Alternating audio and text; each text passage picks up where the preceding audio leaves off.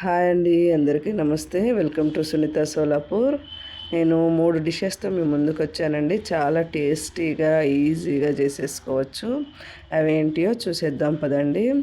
First అయితే చిక్కుడుగాయ చేసుకుందామండి. పండు మిర్చి కారం వేసి ఒక బాండీ పెట్టి ఆయిల్ వేసి ఆయిల్ హీట్ ఎక్కిన తర్వాత సన్నగా కట్ చేసుకున్న ఉల్లిపాయ ముక్కలు వేసేసి పచ్చిమిర్చి కాకుండా పండినవి ఉంటాయి కదండి, ఆ పండు మిర్చి ఇలా దంచేసి కాస్త ఉప్పేసి అందులో వేసుకొని పసుపు వేసి ధనియా పౌడరు వేసి రుచికి సరిపడినంత ఉప్పు వేసి ఈ టమాటా ముక్కలు వేసి ఆయిల్లో మంచిగా మగ్గిన తర్వాత ఉడికించిన చిక్కుడుగాయ ముక్కలు వేసేసి సిమ్లో పెట్టుకొని మంచిగా ఉడికించుకోవాలండి.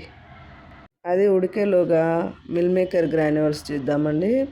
మిల్ మేకర్ గ్రాన్యూల్స్ చాలా టేస్టీగా ఉంటుందండి. ఇలా చేసుకుంటే మీరు ఒకసారి ట్రై చేసి చూడండి. సేమ్ మటన్ కాయం అలానే ఉంటుంది. ఇది వేడి నీళ్ళలో వేసుకొని ఇలా ఒక ఉడికొచ్చిన తర్వాత అలా వార్చుకోవాలి.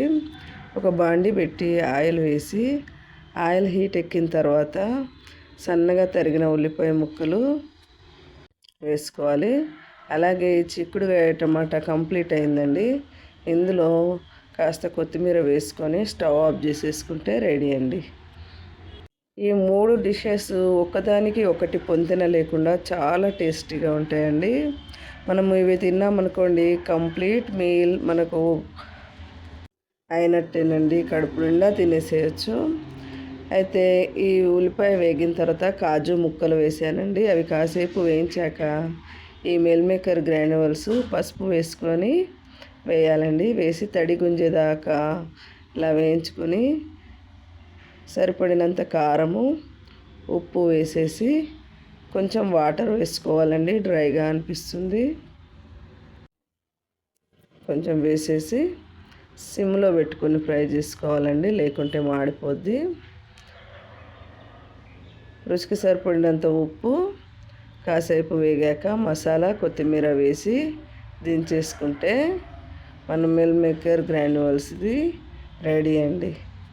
చూసారా ఎంత ఈజీగా టేస్టీగా చేసేసుకోవచ్చండి ఇవి. అలాగే ఇప్పుడు 3వ వంటకి చేరిపోదామండి. కాకరకాయ పులుసు. ఇది అస్సలు చేదు ఉండదండి. నేను చేసిన విధంగా చేయండి. ఈ ముక్కలు ఎంత లావుగా కట్ చేసినా కూడా చేదు అనేదే ఉండదండి ఇలా చేస్తే. చాలా పిల్లల కాడ నుంచి అందరూ ఇష్టంగా తింటారండి. ఇలా ఒకసారి చేసి చూడండి. ఈ కట్ చేసిన ముక్కల్లో ఉప్పు పసుపు వేసి ఇలా బాగా ఇలా నలుపుతూ కడగడం వల్ల చేదంతా వెళ్ళిపోద్దండి. ఇలా బాగా ఇలా నలిపిస్తూ కడగాలి. కడిగిన తర్వాత నీరు అనేది లేకుండా గట్టిగా పిండి తీసుకోవాలండి ఆ ముక్కల్ని. చూసిన వారందరూ ఒక లైక్ ఇవ్వండి ప్లీజ్, ఇది నా రిక్వెస్ట్. అయితే ఒక స్టీల్ బాండీ పెట్టుకొని ఆయిల్ వేసానండి. దీనికి కొంచెం ఆయిల్ ఎక్కువ. మనం 3 డిషెస్ చేస్తున్నాం కదా, అన్నిట్లలో కాస్త ఆయిల్ చూసి వేసుకోవాలండి. ఎందుకంటే మనము ఆ 2 వంటల్లో ఆయిల్ చాలా తక్కువ వేసాను. ఇందులో కూడా తక్కువనే, కానీ 3 తిన్నప్పుడు అన్నీ కలిసి ఆయిల్ మనకు ఎక్కువ అయిపోద్దండి. అందుకని కాస్త చూసి వేసుకోండి.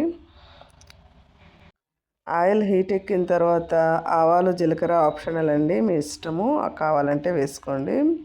నేను మాత్రం వేయలేదు. ఉల్లిపాయ ముక్కలు కరివేపాకు కాకరకాయ ముక్కలు వేసి ఆయిల్లో మంచిగా వేయించాలండి ఒక 5 మినిట్స్.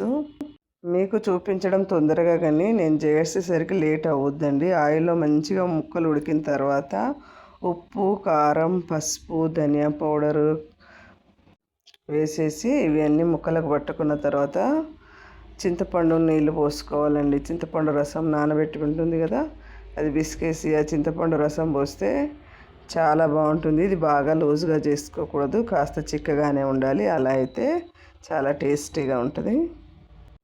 ఇందులో నువ్వుల పొడి వేయడం వల్ల చాలా టేస్టీగా ఉంటుందండి. ఇలా వేయించుకొని పొడి కొట్టేసి వేయాలి. ఇప్పుడు నేను బెల్లం వేసానండి, తర్వాత నువ్వుల పొడి వేసాను. నువ్వుల పొడి వేయడం వల్ల చాలా టేస్టీగా ఉంటుంది. బెల్లం వేయడం వల్ల పులుపు కూరలో ఎక్స్ట్రా టేస్ట్ వస్తుందండి. దించుకునే ముందు ఒక 2 నిమిషాల ముందు జీలకర్ర మెంతుల పొడి వేయించి దంచి పెట్టుకున్న పౌడర్ వేసేసి కొత్తిమీర వేసుకుంటే రెడీ అండి. ఎలా ఉన్నాయండి మన 3 డిషెస్?